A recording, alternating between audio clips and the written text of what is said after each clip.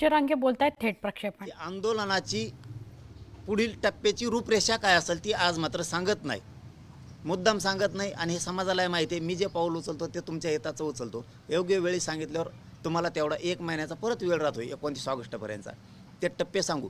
पण आज एवढं सांगतो की 28 ऑगस्टला मी उपोषण करणार आहे. 29 ऑगस्टला तर 28 ऑगस्टला तुम्ही सगळ्यांनी फक्त मला सोडायला आले तरी बस. कारण तुमचं काम मला बुडवायचं नाही आहे, तुमचं मला वाटोळं करायचं नाही. तुम्ही मला सोडून वापस जरी आले तरी तुमच्याकडे सुद्धा आंदोलनाचे टप्पे असणार आहेत इथं सुद्धा सांभाळायला. त्यामुळे तुम्ही मला 28ला तिथं 29ला बसेपर्यंत जरी आले तरी मी जीवाची बाजी तुमच्यासाठी लावायला तयार आहे. कारण तुम्हाला तिथं घेऊन बसून मी तुमचं इकडं शेतीतलं नुकसान करू शकत नाही. त्यामुळं तुम्ही फक्त 28ला जरी सगळे मराठी किंवा ज्यांना ज्यांना शक्य येते तरी आले तरी ते प्रश्न आपण सगळे सोडवल्याशिवाय वापस येत नाहीत.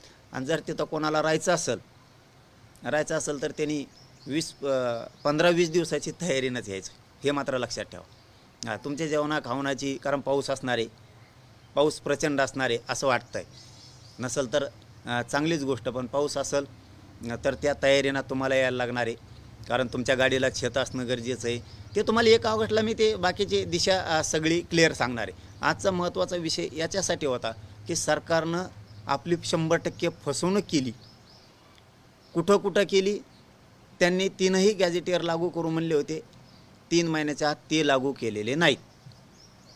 इथं फसवणूक झाली. हैदराबादचं गॅजेटियर, सातारा संस्थांचं गॅजेटियर, बॉम्बे गव्हर्नमेंटचं गॅजेटियर, औंध संस्थांच्या नोंदी ह्याही कुठल्याही लागू केलेल्या नाही, त्याची अंमलबजावणी झालेली नाही. सगळे सोयऱ्याची अधिसूचना काढली, त्याची अंमलबजावणी झालेली नाही.